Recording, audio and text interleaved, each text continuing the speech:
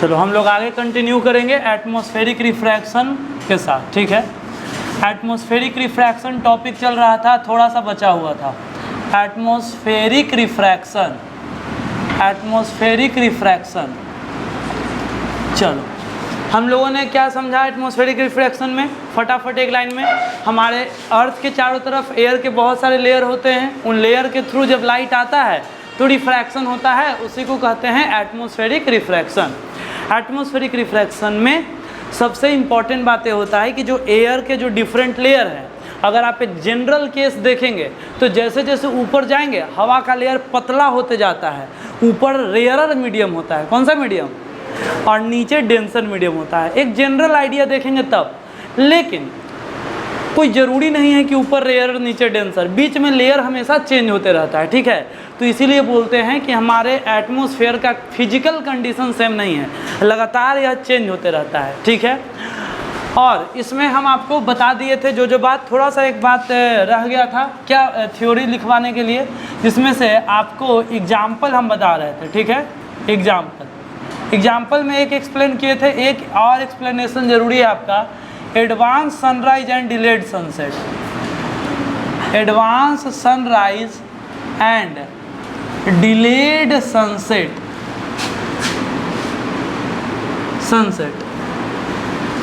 चलो इसमें होता क्या है, ये कहते किसको है, तो बोलते हैं कि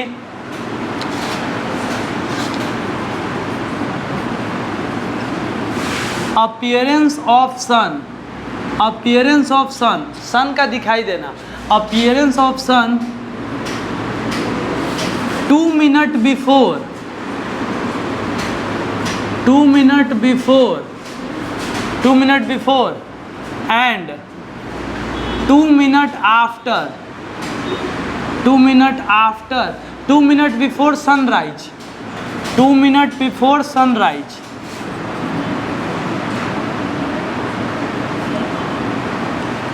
and 2 minute after sunset, 2 minute after sunset.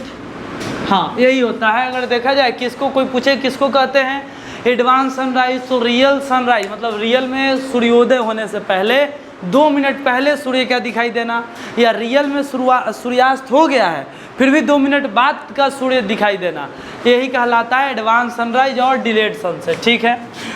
और ये होता है किसकी वजह से, ये होता है ड्यू टू एटमॉस्फेरिक रिफ्रैक्शन, क्योंकि उसी का एग्जाम्पल पढ़ रहे हैं, due to atmospheric refraction, atmospheric refraction, ठीक है। अच्छा ये क्यों होता है भाई, क्यों होता है, तो देख लो, इसको समझने के लिए आपको यह समझना पड़ेगा कि देखो ये आपका, ये सुनना, यहाँ पे अपने आप को इमेजिन आप कर सकते हो, चलो ये आप हो, ठीक है। और यहाँ पे सबसे इम्पोर्टेंट बात है समझना कि एयर के अलग अलग लेयर होते हैं, उसको पहले हम बना लेते हैं, एयर के डिफरेंट लेयर, उससे आपको ज़्यादा ये बात समझ में आएगी। कल भी ऐसे हम बनाए थे, देखो ये हमारा अर्थ, ये हमारा अर्थ, ध्यान देना अर्थ, और अर्थ के चारों तरफ अलग अलग लेयर होते हैं एयर के, तो वो वाला लेयर यहाँ पे ऐसे दिखा दिए, एक लेयर फिर एक और लेयर फिर एक और लेयर, ऐसे करके अर्थ के अलग अलग लेयर है एयर के लेयर। अब होता क्या है कि हम यहाँ पे एक लाइन ड्रॉ कर रहे हैं, ध्यान देना, ये लाइन, इस लाइन को बोलते हैं हॉरिजन, इस लाइन को क्या बोलते हैं, हॉरिजन, और इस लाइन का नाम हम रखते हैं हॉरिजन। ये होराइजन, हॉरिजन जो बोलो, ये होता क्या है, होता बड़ा सिंपल है कि आपको सन तभी दिखाई देगा जब सन आपके हॉरिजन से ऊपर आ जाएगा, ठीक है, तभी सन दिखाई देगा। तो इसमें कहानी बड़ा सिंपल है कि जब सन होराइजन के नीचे होता है, हॉरिजन के नीचे होता है, इधर सन इधर होता है, तो आपको वह विजिबल नहीं होना चाहिए टेक्निकली, क्योंकि हॉरिजन के नीचे है। लेकिन होता क्या है, सन का रे ऑफ लाइट इधर से ऐसे निकलता है और इधर से रिफ्रैक्शन करके आपकी आंखों तक आता है, और यह लाइट आपके लिए लगता है, यह लाइट आपको यहाँ से दिखाई दे रहा है, इतना ऊपर नहीं, जस्ट ऊपर होता है, लेकिन बस हम समझने के लिए दिखा दे रहे हैं, यह लाइट आपको हॉराइजन के ऊपर दिखाई देता है, ठीक है। हाँ, तो और आपको आपके यहाँ पे आइज़ बना सकते हैं आप अपना, यहाँ पे आइज़ में जाता है, यहाँ पे आइज़ में लाइट जाता है और आपको दिखाई देता है, ठीक है, नॉर्मली। तो यहाँ पे आप ऐसे बना सकते हैं, ठीक है, ऐसे बना सकते हैं, लाइट ऐसे जाता है, मतलब लाइट का रिफ्रैक्शन। इधर भी एयर का लेयर है, इधर हम नहीं दिखा है, एयर का लेयर से रिफ्रैक्ट होते होते होते होते आता है और आपको इस तरीके से दिखाई देता है। बहुत बढ़िया। नीचे वाला आप लेयर चाहो तो मिटा भी सकते हो, ऊपर वाला लेयर दिखाओ, ठीक है, ऐसे होता तो है चारों तरफ। चलो हाँ, नीचे वाला लेयर हम मिटा दिए, आप बना लेना पूरा, हम लिखने के लिए मिटा दिए क्योंकि नीचे का कोई यूज़ है नहीं। अब लिखेंगे क्या, यहाँ पे लिखेंगे हम कि when sun, सुनना, यहाँ पे हम लिख देते हैं when sun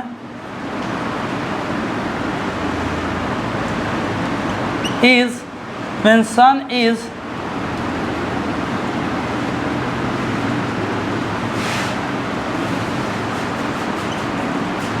below the horizon,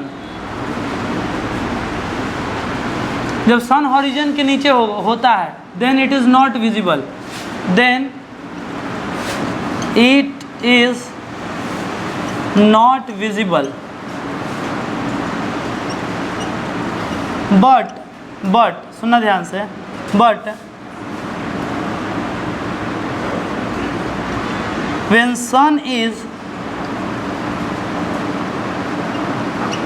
below but close to horizon, देखो हम बोलेंगे जब सन हॉरिजन के बहुत ज़्यादा नीचे होगा तब तो नहीं दिखेगा, लेकिन सन हॉरिजन के नीचे लेकिन बहुत पास में होगा तो ऐसे सिचुएशन में लाइट रिफ्रैक्ट करके आंख में आ जाता है। बस यही बात लिखने वाले हैं। When sun is below but close to horizon, then light coming from sun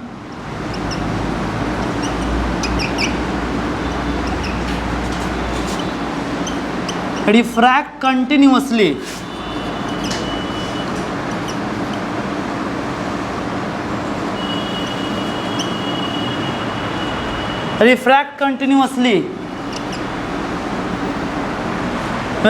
then light coming from sun refract continuously due to different layer of air, due to atmosphere लिख देते हैं ना,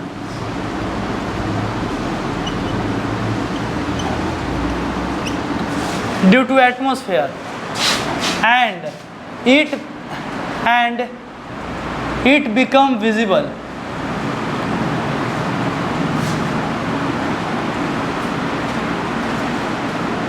before and after 2 minutes.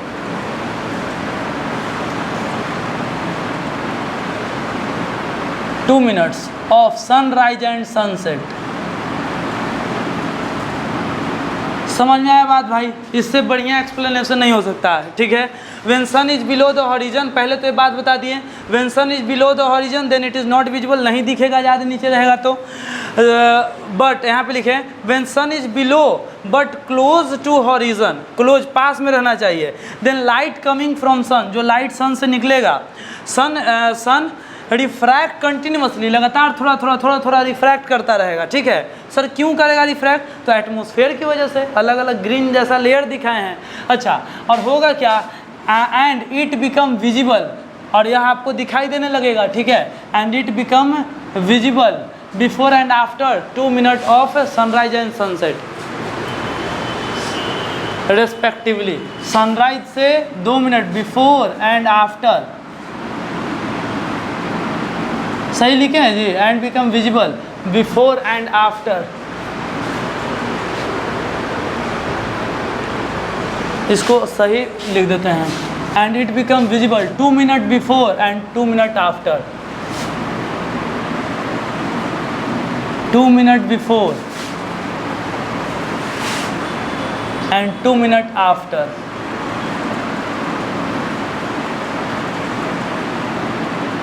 Sunrise and sunset.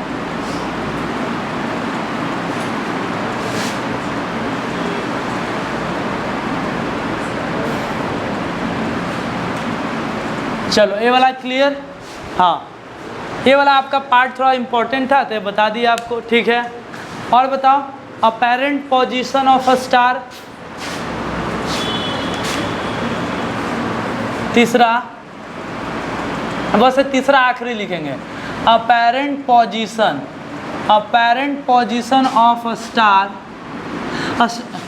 थोड़ा ऊपर दिखाई देता है तो इसको डायरेक्ट लिखते हैं a star appear higher than actual position. NCERT में ऐसे लिखता है अ स्टार अपीयर,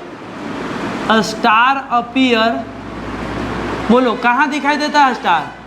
हायर पोजीशन पे, ठीक है, अपने पोजीशन से ऊपर। A star appear higher than its actual position, then actual position. चलो इसको एक्सप्लेन करते हैं। इसका एक्सप्लेनेशन बड़ा शॉर्ट एंड सिंपल होने वाला है। तो आपको दिखा देना है कि हमारा स्टार है, चलो स्टार है और एयर के डिफरेंट लेयर हैं, चलो बहुत बढ़िया। अब इसके बाद होता क्या है, स्टार लाइट जैसे ही आती है, स्टार लाइट यहाँ से जैसे ही रिफ्रैक्ट करके ऐसे आता है और नीचे आइज़ में जाता है, ठीक है। यहाँ पे जो भी लोग देख रहे होंगे इस स्टार लाइट को, उनकी आंखों में लाइट जैसे ही जाएगा, ये आई बना लिए जाएगा, तो होगा क्या, आई का एक आदत है कि जहाँ पे लाइट आता है वो उसको सीधा मिला के देखता है, ऐसे मिला के देखेगा और इसके सामने ही, तो आपको स्टार यहाँ दिखाई देगा, यहाँ है तो यहाँ दिखाई देगा। चलो रियल पोजीशन ए है, अपैरेंट पोजीशन ए है, यहाँ पे आप लिख देंगे रियल पोजीशन ए है, और फेक नहीं है, अपैरेंट पोजीशन बोलते हैं, रियल और अपैरेंट पोजीशन। स्टार का लाइट लगातार ऐसे रिफ्रैक्ट होते होते आया, ऐसे, बहुत बढ़िया। हाँ, इसमें लैंग्वेज लिखना क्या है, आपको 1-2 लाइन लिख देना है, काम हो जाएगा। क्या लिखेंगे 1-2 लाइन में सर? देखो क्या लिखना है, बोलेंगे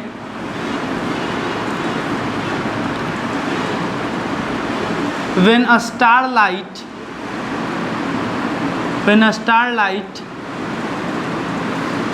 comes, when a starlight enters in our atmosphere,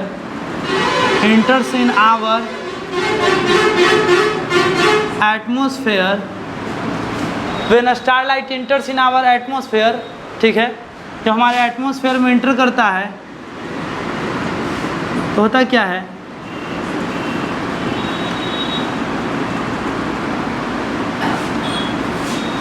it continuously bend, यह लगातार मुड़ते हुए आता है, ठीक है, इट कंटिन्यूअसली बेंड। किधर मुड़ते आता है, देखोगे तो नॉर्मल की तरफ ऐसे बेंड करते हुए आता है, it continuously bend towards the normal, बस यहाँ लिखोगे ना इट कंटिन्यूअसली बेंड, ठीक है, यह लगातार मुड़ते हुए आता है, ठीक है।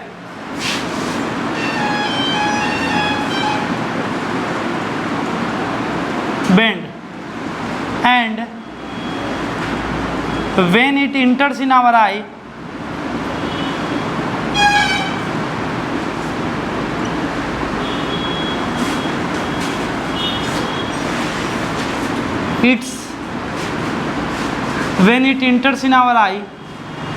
लाइट लगातार मुड़ते हुए आता है, it continuously bend, and when it enters in our eye, जब ये हमारी आँख में आता है, ठीक है,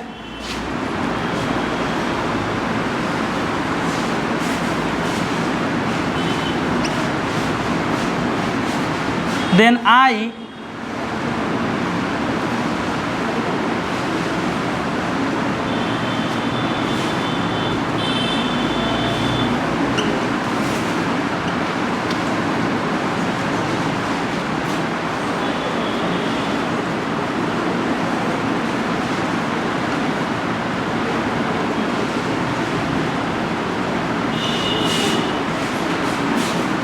हाँ, हम बोलेंगे जब यह लाइट आंख में आता है, then I observe it in a straight line path of light, लेकिन जब लाइट के आंख में, मतलब लाइट जब हमारी आंखों में आता है तो लाइट के सामने रास्ते मतलब लाइट जो है, then I observe it in a straight line path.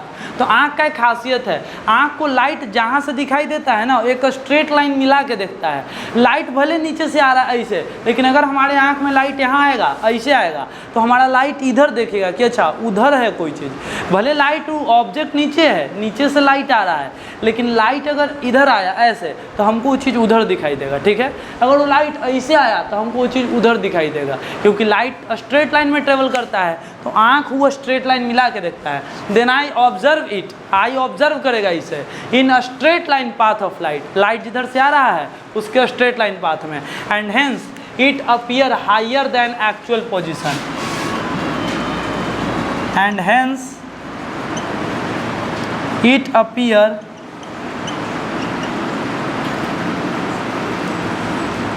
Higher than actual position. चलो जी ये बता दिए, and hence it appear higher than actual position. समझ में आ गया आपको पूरा बात?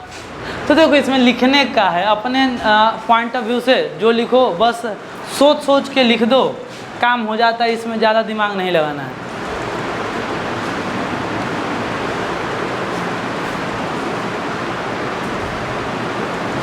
चलो इसमें हम लिखते हैं, मिटाते हैं, हेडिंग डालते हैं, स्कैटरिंग ऑफ लाइट।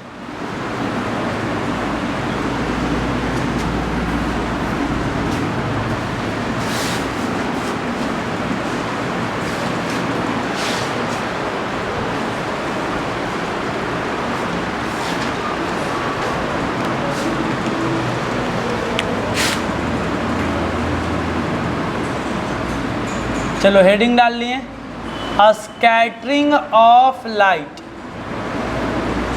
हेडिंग यही है, scattering of light. Scattering of light क्या होता है सर? एक लाइन में जानते हैं हम इसको कि लाइट का बिखर जाना, ठीक है, लाइट का बिखर जाना। तो spreading of light in different direction, light का डिफरेंट डायरेक्शन में फैल जाना कहलाता है स्कैटरिंग। तो स्कैटरिंग का मतलब होता है लाइट जाए और कोई पार्टिकल से टकराए, कोई पार्टिकल से टकराने के बाद लाइट इधर उधर फैल जाए, लाइट आए, पार्टिकल से टकराए और टकराने के बाद इधर उधर फैल जाए। This is scattering. ये पोएम जैसा लग रहा है लेकिन स्कैटरिंग है, लाइट आए, पार्टिकल से टकराए और इधर उधर फैल जाए। चल ये स्कैटरिंग है। स्कैटरिंग सारे डायरेक्शन में होते हैं, स्कैटरिंग कोई एक डायरेक्शन में नहीं होता है, सारे डायरेक्शन में स्कैटरिंग होते हैं भाई। चलो तो लाइट इधर उधर सभी को फैला दिया। कौन फैलाया लाइट? तो छोटा सा पार्टिकल, ठीक है। अब इसी को लैंग्वेज में लिखेंगे हम क्या कि what is scattering of light sir? तो spreading of light, spreading of light, light का फैल जाना, लाइट का फैल जाना, ठीक है। Spreading of light in different direction, spreading of light in different direction is called a scattering of light, is called a scattering of light, scattering of light इसी को कहते हैं, ठीक है। और ध्यान देना सबसे इम्पोर्टेंट बात यह है कि जब स्कैटरिंग होता है तो एक रूल है, रूल को बोलते हैं रेलीज लॉ। ये पढ़ना नहीं आपको 10 क्लास में, लेकिन बस एक कितना ध्यान रखना है कि रेलीज नाम के एक साइंटिस्ट हैं, उन्होंने यह बताया था कि स्कैटरिंग किस कलर के ज़्यादा और किस कलर के कम होता है, वही बताए थे। इन्होंने साफ साफ अपने शब्दों में कहा था, सुनना ध्यान से, क्या कहा था कि जो स्कैटरिंग जो होता है ना, स्कैटरिंग इनवर्सली प्रोपोर्शनल टू 1/λ⁴। अब इसको समझना आपके लिए थोड़ा सा टफ हो सकता है कि सर ये क्या लिखा हुआ है, लेकिन आप यह समझो इसमें इतना सिंपल मतलब कि जिसका वेवलेंथ ज़्यादा होगा उसका स्कैटरिंग कम होगा, सिंपल। और जिसका वेवलेंथ कम होगा उसका स्कैटरिंग ज़्यादा होगा। तो इसका मतलब इतना है सर, इसका मतलब समझाइए। तो मतलब इतना है कि स्कैटरिंग, सुनना, स्कैटरिंग किसका ज़्यादा होगा, यहाँ पे लिखते हैं कि जिसका लैम्डा ज़्यादा होगा, वेवलेंथ ज़्यादा होगा तो स्कैटरिंग कम होगा, और दूसरा वेवलेंथ कम होगा तो स्कैटरिंग ज़्यादा होगा, वेवलेंथ कम तो हो गया स्कैटरिंग ज़्यादा। तो सर इसका मतलब ये है कि आप विबग्योर कलर जानते हैं, तो विबग्योर कलर में आप जानते हैं कि लैम्डा का यहाँ पे लैम्डा लिखते हैं 7 बार, 1 2 3 4 5 6 7, और यहाँ पे लिखते हैं VIBGYOR। आपको ये बात पता है कि सबसे ज़्यादा वेवलेंथ किसका होता है, चलो तुम बताओ। रेड का वेवलेंथ सबसे ज़्यादा होता है, उसके बाद ऑरेंज, उसके बाद yellow, green, blue, indigo, violet, ये होता है ऑर्डर। तो यानी कि साफ साफ पता चल रहा है कि सबसे ज़्यादा अगर वेवलेंथ रेड का होता है तो सबसे कम स्कैटरिंग रेड का होगा। तो हम कह सकते हैं कि नीचे हम कह सकते हैं कि सबसे मैक्सिमम स्कैटरिंग, सुनना ध्यान से, लैम्डा मैक्सिमम किसका होता है, तो लैम्डा मैक्सिमम रेड का होता है। तो sir it means lambda maximum red का होता है तो स्कैटरिंग मिनिमम भी रेड का होगा। लैम्डा मैक्सिमम रेड का होता है, यहाँ पे लिखेंगे स्कैटरिंग मिनिमम भी किसका होगा, रेड का होगा। ठीक है, ये बात को आप अच्छे से ध्यान देंगे कि सबसे ज़्यादा कम स्कैटरिंग रेड कलर का होगा। रेड कलर अगर सातों कलर एक साथ कूदे ना एटमॉस्फेयर में या कहीं पे भी, तो सबसे कम तितर बितर जो इधर उधर फैलेगा वो है रेड कलर। ठीक है, अच्छा, और सबसे ज़्यादा वेवलेंथ किसका, सबसे कम मिनिमम, सबसे मिनिमम वेवलेंथ वायलेट, तो इसका सबसे मैक्सिमम स्कैटरिंग।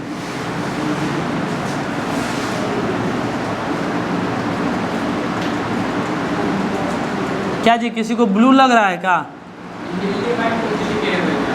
हाँ, RAYLEIGH साइंटिस्ट का नाम है, रेलीज लॉ। स्कैटरिंग मैक्सिमम किसका होगा, वायलेट का।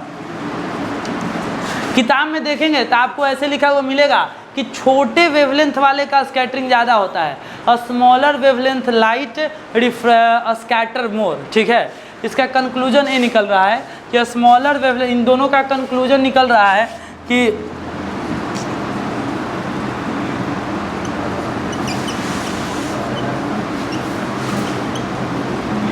स्मॉलर वेवलेंथ लाइट स्कैटर मोर।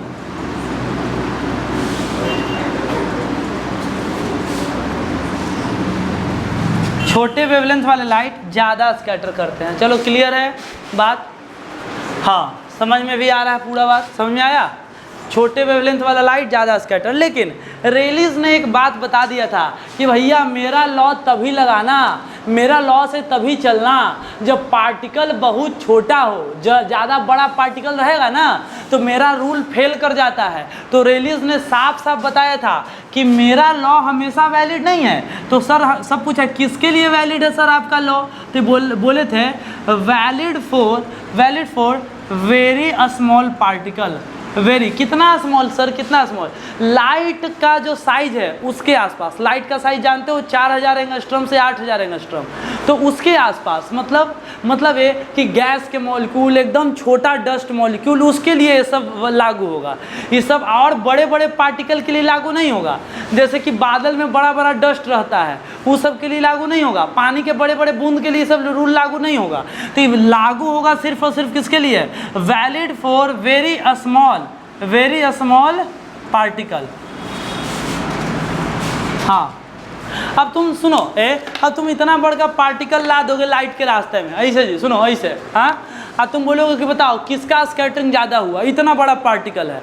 तो इसका आंसर है कि सब के बराबर होगा, ना कोई के ज़्यादा ना कोई के कम। यानी कि जब पार्टिकल बड़ा रहता है तो सारे का स्कैटरिंग एक बराबर होते हैं, ना ज़्यादा ना कम। लेकिन जब छोटा छोटा पार्टिकल रहेगा तब उनका रूल लगाना है कि जिसका वेवलेंथ ज़्यादा उसका स्कैटरिंग कम। ठीक है, ये वाला रूल कब लगेगा बताओ, कब लगेगा, जब पार्टिकल छोटा हो। ठीक है, जब पार्टिकल छोटा हो।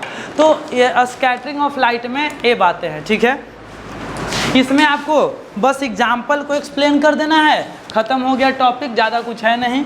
तो एक एग्जाम्पल बताओ, स्कैटरिंग ऑफ लाइट में सबसे फेमस एग्जाम्पल कौन है बताओ। स्कैटरिंग ऑफ लाइट का चलो पहले एग्जाम्पल लिखते हैं। चलो एग्जाम्पल पहले लिखते हैं फिर एक्सप्लेन करेंगे। चलो पहला एग्जाम्पल बोलो जल्दी, अरे बोलो। रेनबो, रेनबो में यूज हो, रेनबो में डिस्पर्सन होता है। अरे बोलो। Blue colour of blue colour, blue colour of sky, blue colour of sky, sky का नीला दिखना। दूसरा क्या? Reddening of sun,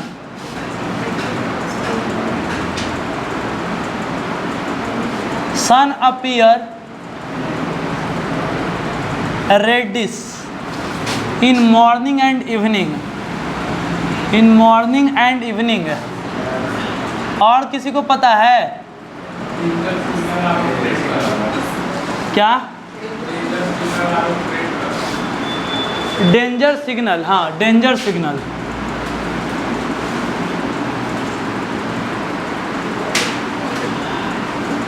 danger signal is used as red, danger signal में रेड का यूज होता है। और कुछ? और यह है कि आप घने जंगल में देखेंगे तो घना जंगल में जब लाइट आता है तो उसका रास्ता दिखाई देता है। हाँ, या लाइट का रास्ता अगर कहीं आपके घर से ही कोई कहीं पे कोई होल वगैरह हो और वहाँ से लाइट आ रहा है तो क्या नहीं का दिख रहा है? अच्छा, लाइट कहीं से आता है ना घर वगैरह में कहीं साइड से, ठीक है, अगर घर में धूल वगैरह उड़ रहा है तो लाइट का रास्ता दिखाई देने लगता है। हाँ, तो बोल सकते हैं कि यहाँ पे चौथा जो आपको बुक में मिल जाएगा, कहीं लिखा हुआ कि path of light is visible, path of light is visible in dense forest, canopy of dense forest.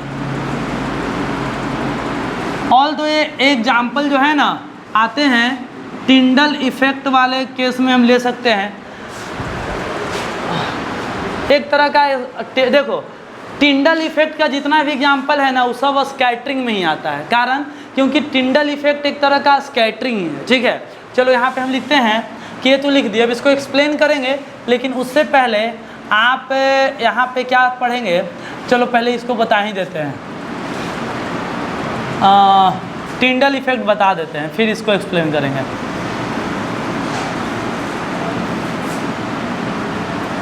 चलो जी, टिंडल इफेक्ट। टिंडल इफेक्ट क्या होता है? तो टिंडल इफेक्ट कुछ नहीं, स्कैटरिंग ऑफ लाइट का एक स्पेशल केस है। एकदम एक लाइन में बोलना कि लाइट का स्कैटरिंग अगर कोलाइडल पार्टिकल से हो रहा है, कैसे पार्टिकल से? लाइट का स्कैटरिंग होना है तो बड़ा पार्टिकल से हो सकता है, छोटा पार्टिकल से हो सकता है, किसी भी प्रकार के पार्टिकल से स्कैटरिंग हो सकता है। लेकिन अगर लाइट का स्कैटरिंग, स्पेशली बोल रहे, अगर स्कैटरिंग कोलाइडल पार्टिकल से हुआ तो उसी स्कैटरिंग का नाम है क्या? Tyndall effect. आप कोलाइडल पढ़े होंगे 9th क्लास में। कोलाइडल क्या होता है? कोलाइड एक होता है हमारा, पता है ना, ट्रू सॉल्यूशन। ट्रू सॉल्यूशन से लाइट पास करवाओगे तो नहीं दिखता है। हाँ, एक होता है सस्पेंशन और एक होता है कोलाइडल सॉल्यूशन। मेरे पास में आया? हाँ, सस्पेंशन कहाँ आता है बताओ? बीच में वाला में कि सबसे लास्ट में? पहले ट्रू सॉल्यूशन, बीच में कौन आता है? सस्पेंशन, सबसे लास्ट में कौन आता है? Colloidal solution. अरे बोलो।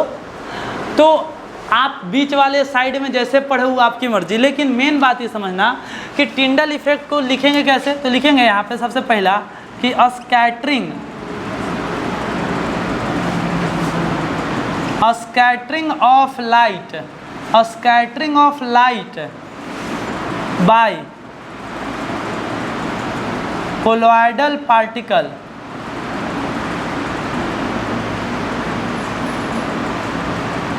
is called Tyndall effect.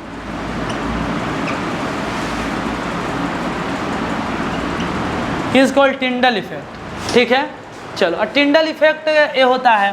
अब सबसे पहला बात सब लोग पूछता है, सर कोलाइडल पार्टिकल क्या है? कोलाइडल पार्टिकल बताओ। कोलाइडल पार्टिकल तो डस्ट, स्मोक, ये सब कोलाइडल पार्टिकल है, ध्यान देना। डस्ट, स्मोक, मिल्क, ये सब कोलाइडल पार्टिकल में आते हैं, ठीक है। ETC बहुत सारे कोलाइडल पार्टिकल हैं। अब कोलाइडल सुनना ध्यान से, कोलाइडल सॉल्यूशन होमोजीनियस होता है कि हेट्रोजीनियस होता है? हेट्रोजीनियस। होमोजीनियस हो जाता है तो ट्रू सॉल्यूशन हो जाता है। तो हम बोलेंगे अगर आप कोलाइडल पार्टिकल का सॉल्यूशन बना दें तो colloidal solution is heterogeneous, heterogeneous mixture. अब बताओ कोलाइडल सॉल्यूशन से रास्ता दिखाई देगा लाइट का कि नहीं? कोलाइडल सॉल्यूशन का पार्टिकल छोटा होता है जिसको आप देख नहीं सकते हैं, लेकिन लाइट जब उससे पास करवाओगे ना तो लाइट का रास्ता दिखाई देता है। मतलब ये हुआ कि कोलाइडल सॉल्यूशन स्कैटरिंग करवाता है लेकिन ट्रू सॉल्यूशन स्कैटरिंग नहीं करवाता है। क्या है? ट्रू सॉल्यूशन इतना छोटा है, इतना छोटा है कि उसके, तो तुम बोलोगे सर ये तो रूल था कि पार्टिकल छोटा होगा यो, तो भाई रूल ठीक है, लेकिन ट्रू सॉल्यूशन में पार्टिकल का साइज इतना छोटा हो जाता है ना कि लाइट जो है ना उससे टकरा ही नहीं पाता है, सीधा सीधा पास कर जाता है। जैसे चीनी पानी का सॉल्यूशन है तो उसमें है पार्टिकल चीनी के, लेकिन वो घुलने के बाद इतना छोटा हो गया है कि अगर तुम लेज़र लाइट मारोगे तो लाइट निकल जाएगा, उसका स्कैटरिंग देखने के लिए नहीं मिलेगा। मेरे बात में आ रहा है? अच्छा, जैसे हम पानी ले बोतल में और लेज़र लाइट जलाएंगे तो लाइट बिल्कुल सीधा निकल जाएगा क्योंकि पानी ट्रू सॉल्यूशन है, इसमें कुछ वैसा नहीं है। तो बताओ आपको ध्यान रखना चाहिए क्या ये वाला बात इंपॉर्टेंट है। Path is visible, path of light is visible.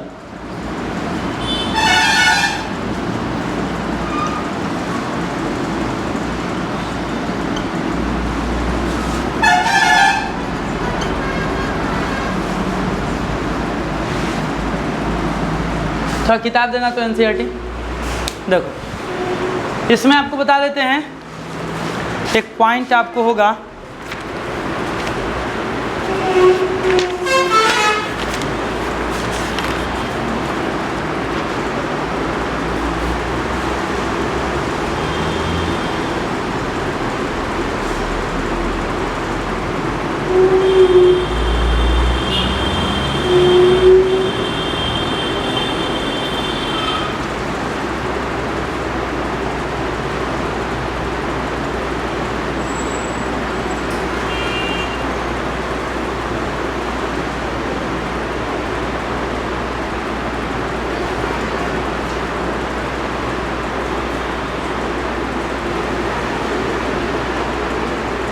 हम यहाँ पे लिखे हैं कि कोलॉइडल पार्टिकल में डस्ट, स्मोक, मिल्क ये सब आते हैं। अब इसमें और सारा एग्जाम्पल्स इसमें दिया हुआ है, तो कुछ हम टिंडल इफेक्ट का मेन आपको डेफिनेशन बताने हैं। क्या लिखा हुआ है एक बार आप रीडिंग डाल के देख लेंगे।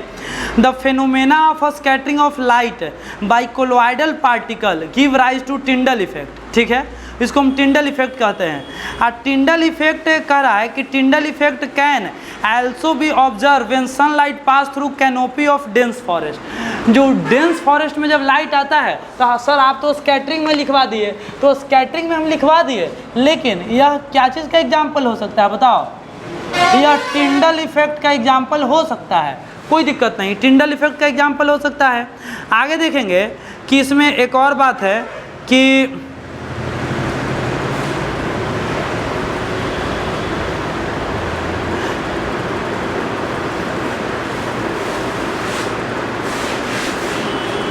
मेन तो इसमें इतना ही है। ठीक है, फिर इसके बाद कलर ऑफ स्काई के बारे में बात किया हुआ है।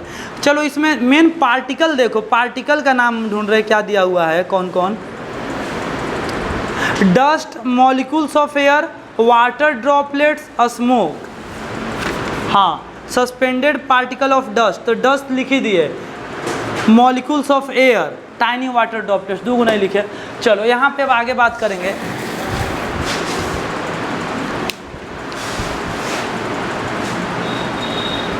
कोलॉइडल पार्टिकल तो यही होता है। अब मेन बात करते हैं, सुनना ध्यान से, कि यहाँ पे टिंडल इफेक्ट के बाद आखिरी टॉपिक हमारा है वो है कि अब इसका एग्जाम्पल एक्सप्लेन करते हैं। ठीक है, ब्लू कलर ऑफ स्काई,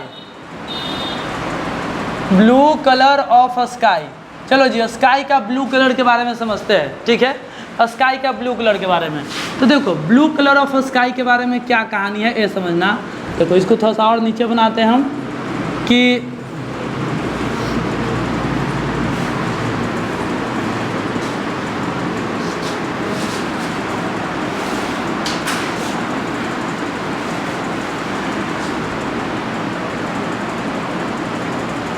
देखो ये अर्थ का डिफरेंट लेयर हम बनाए हैं, ठीक है, अर्थ का डिफरेंट लेयर।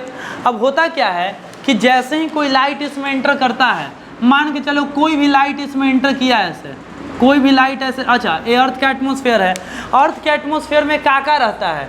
तो सबसे पहला अर्थ के एटमॉस्फेयर में छोटे छोटे पार्टिकल्स रहते हैं। क्या चीज़ के पार्टिकल रह सकते हैं, सुनना, ये हम अलग अलग प्रकार के कुछ कुछ पार्टिकल बनाने वाले हैं। ग्रीन डॉट बना दिए, फिर ऐसे करके अलग डिजाइन से कुछ ब्लू कलर का डॉट बनाते हैं, ब्लू कलर का dot, green dot, blue dot, सुनना, ऐसे करके हम अलग अलग पार्टिकल बना रहे हैं, ठीक है। चलो एक आध को और अलग कलर से बना देते हैं, रेड कलर से इधर बना देते हैं, ऐसे ये सब अलग अलग पार्टिकल है। तो सर ये पार्टिकल होता क्या है।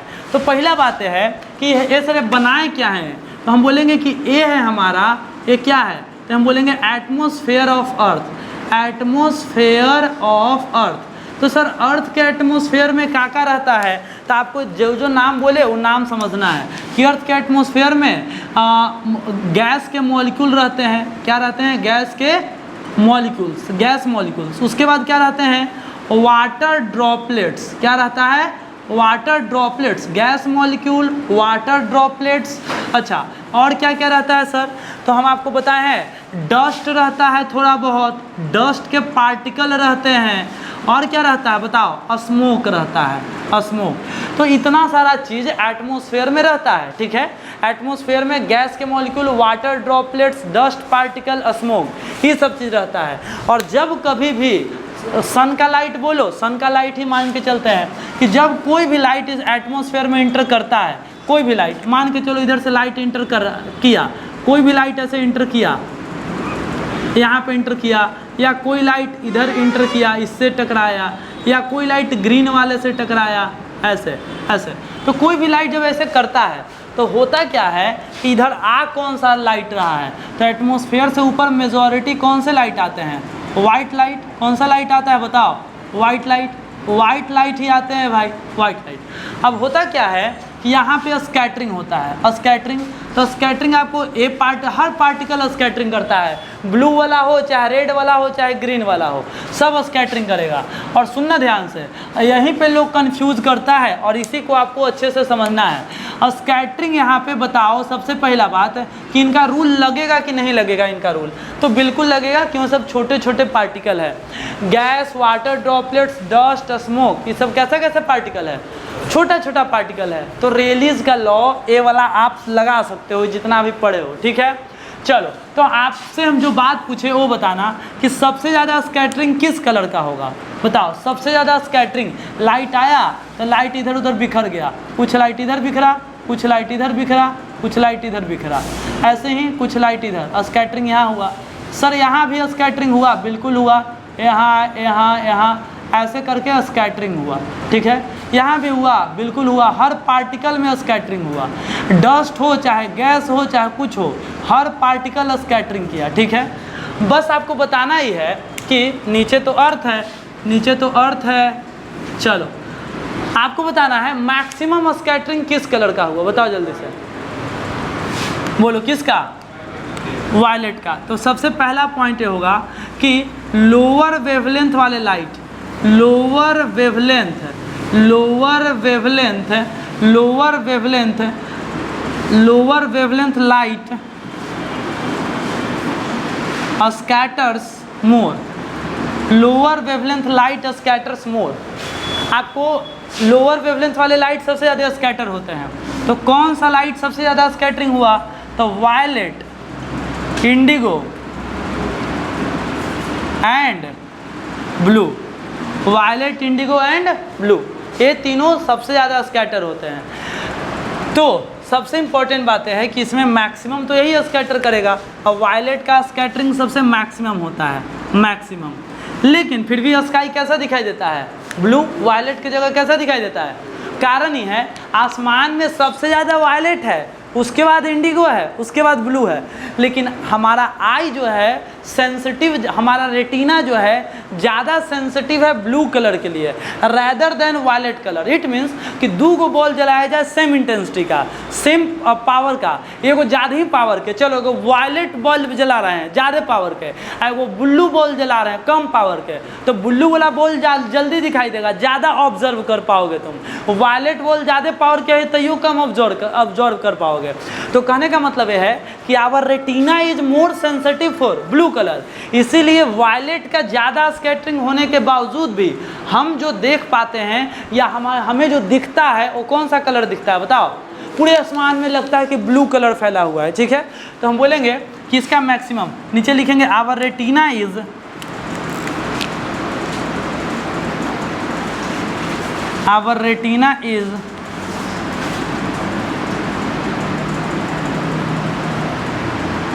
highly sensitive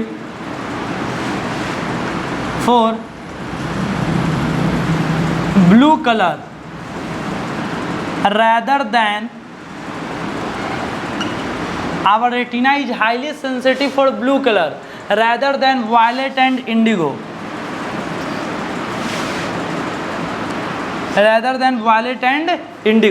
and hence a sky appear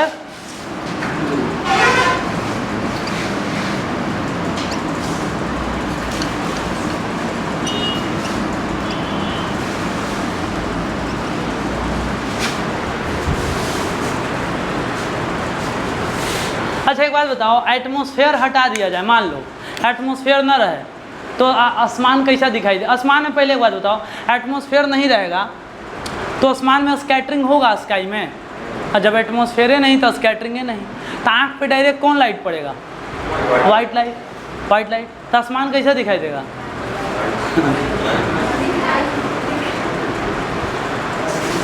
अरे आसमान कैसा दिखाई देगा?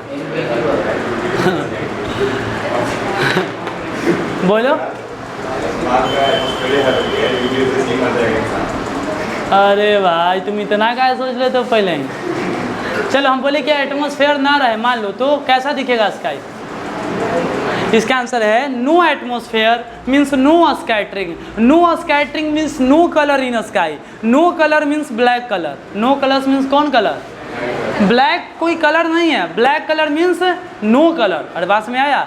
अच्छा लाइट सब बुता दे तो कौन कलर दिखाई देगा?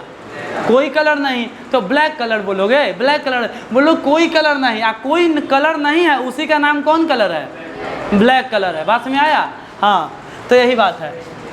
तो आपको झूठ सच तो नहीं पूछता है कि अगर एस्ट्रोनॉट चला जाए ऊपर मतलब स्पेस में तो उसको आसमान कैसा दिखाई देगा? तो एस्ट्रोनॉट यहाँ चला गया, यहाँ पे लेयर ऑफ एयर से ऊपर है, तो उसके लिए लेयर ऑफ एयर है ये नहीं है, तो उसको लाइटवा डायरेक्ट आएगा बिना स्कैटरिंग के आंखवा में आएगा, तो उसके लिए नो स्कैटरिंग, नो कलर, और no colour means black colour. ठीक है, बस ये लिख लो। आज एक बार नोट्स नहीं देखने गए हैं जी।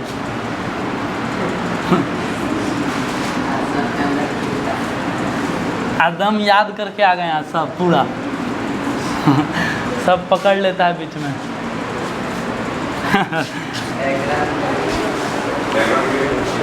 हाँ, बिहाइंड द सीन वीडियो बना लिए हैं, उसको जल्द ही पोस्ट करेंगे। क्या है कि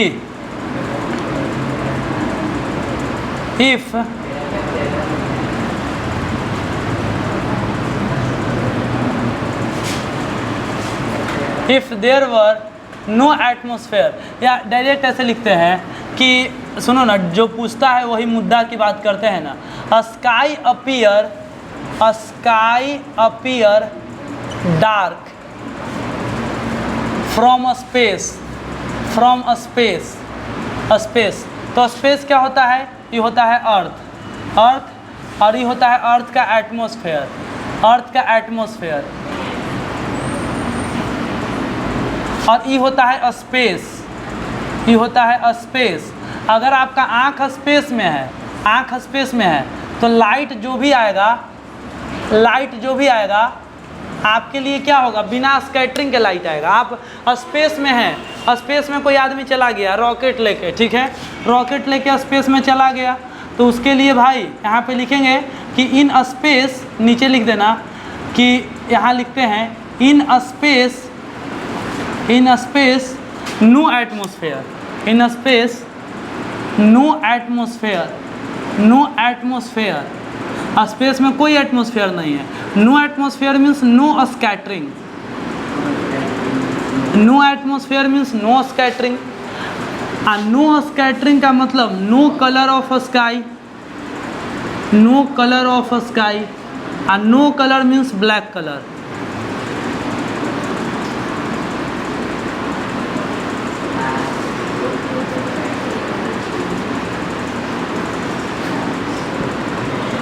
no colour means black colour.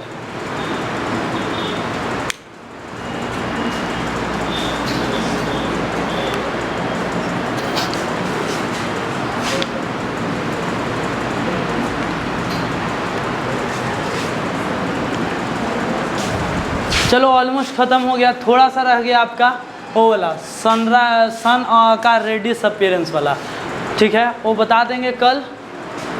आज के लिए इतना ही, मिलते हैं अगले वीडियो में, अगले क्लास में भी।